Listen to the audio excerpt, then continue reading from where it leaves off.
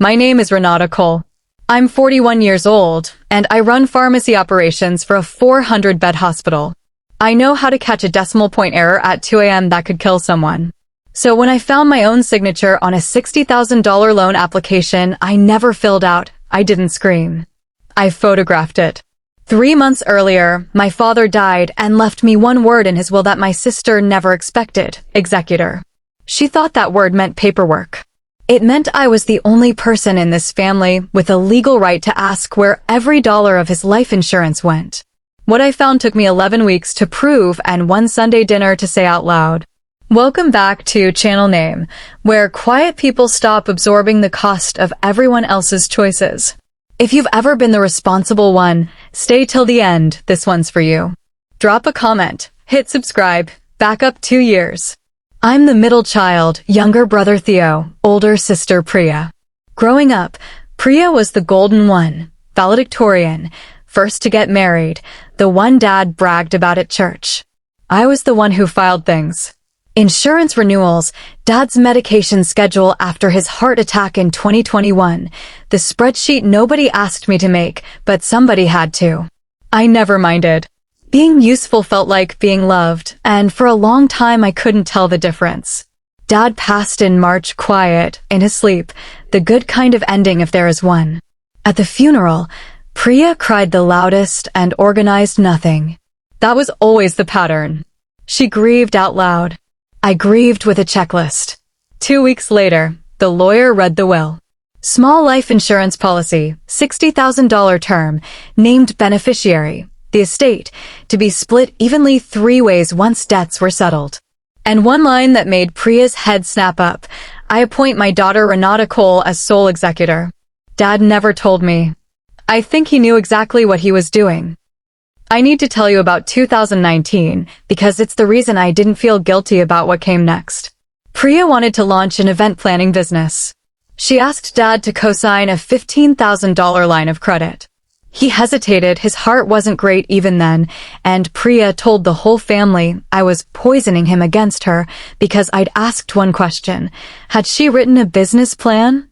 She hadn't. Dad co-signed anyway. The business folded 14 months later. Dad quietly paid it off from his retirement account and never told anyone except me because I did his taxes. I didn't bring it up at the funeral. I didn't bring it up ever.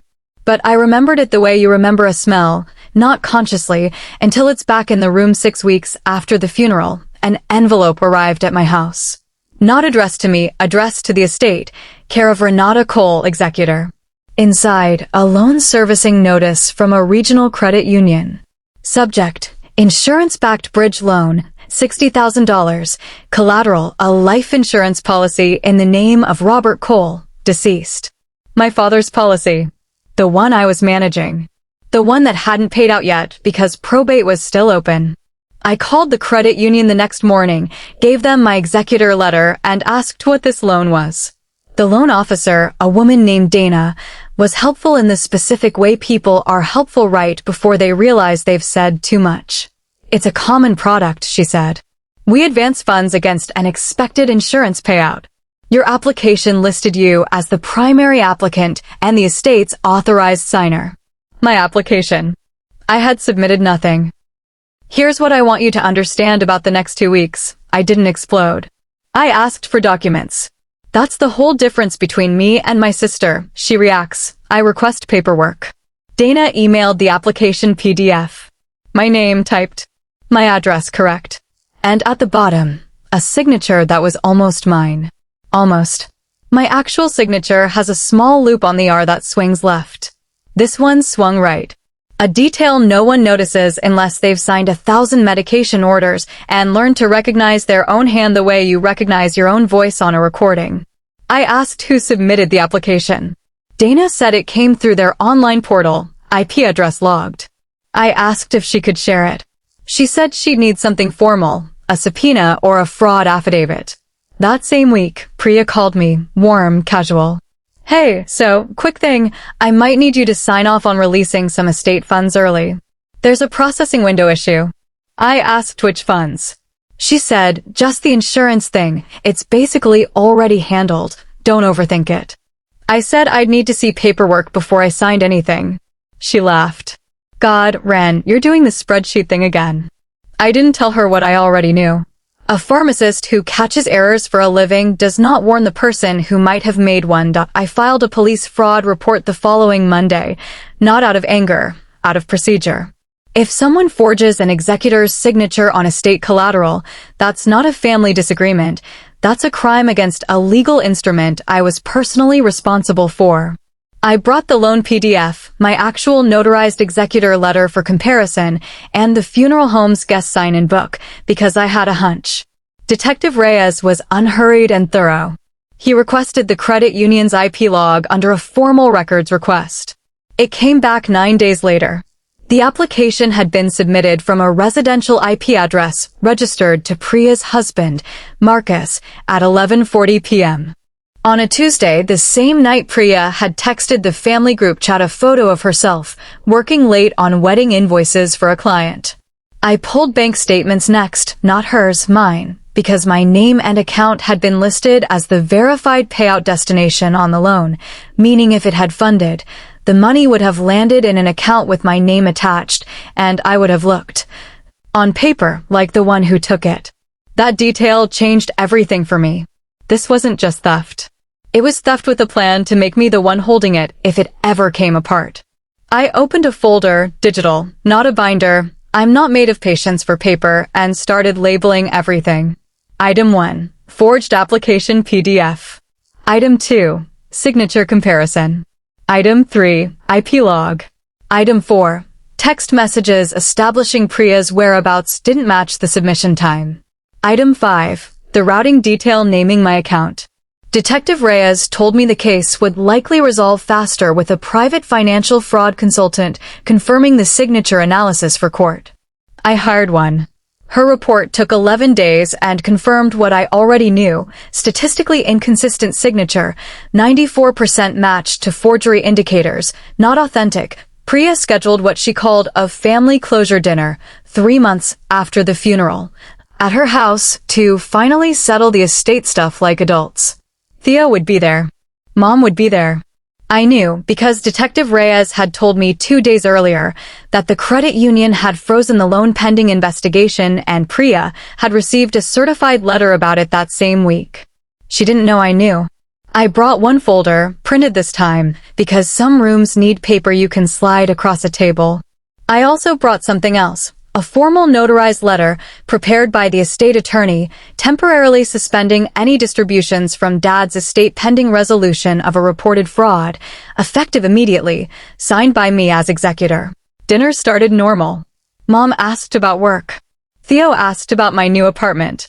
Priya was bright, performative, the host.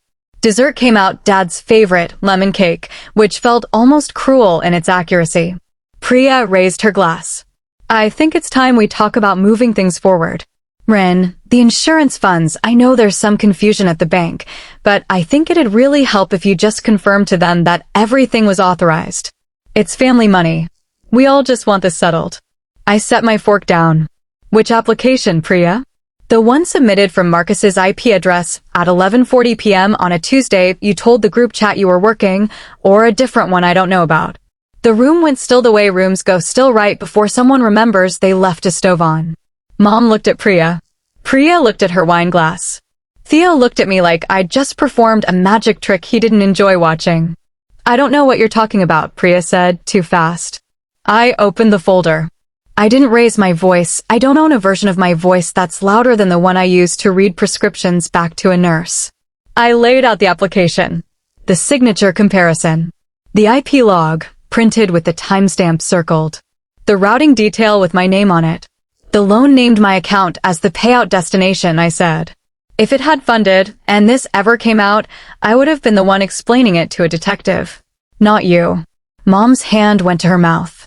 Theo pushed his chair back an inch, the way you do when you want distance from something without leaving the room. Priya's composure cracked into anger, the fastest exit available to her. You've been executor for 5 minutes and you're treating me like a criminal. Dad would be ashamed of how cold you're being right now. Dad made me executor because he trusted me to protect what he left behind, I said. Including from you. I slid the notarized suspension letter across the table. As of this morning, all estate distributions are frozen pending the fraud investigation. That's not a punishment. That's what the law requires me to do the moment forgery touches instruments I'm responsible for. Mom finally spoke, quiet. Priya, is this true? Priya didn't answer. That was the answer. The investigation took another 4 months. Priya was charged with forgery and attempted fraud tied to a federally regulated financial instrument. The life insurance collateral made it more serious than a simple family dispute, exactly as Detective Reyes predicted. She avoided jail through a plea deal, restitution, probation, and a formal record. Marcus, whose IP address had submitted the application, cooperated with investigators and wasn't charged. It became clear afterward that he'd known nothing about what he was helping submit. The estate settled 6 months late, split 3 ways as Dad intended, minus legal fees I didn't ask anyone to reimburse me for. Mom calls me now more than she calls Priya. She never apologized directly for the dinner, but she stopped asking me to let it go for the family's sake after I told her once, calmly, that the family's sake was exactly why I couldn't. I still have the folder. I don't look at it anymore. I don't need to. Some things you only have to prove once. Here's what being executor taught me that being the responsible one never did. Being trusted with the truth is not the same as being obligated to protect a lie. My father gave me one job. I did it. That's the whole story. That's my story. 1 forged signature, 1 IP log, and a lemon cake nobody finished. If you've ever been the one who had to prove what everyone else hoped you'd just quietly accept, tell me in the comments. Subscribe, and I'll see you in the next one.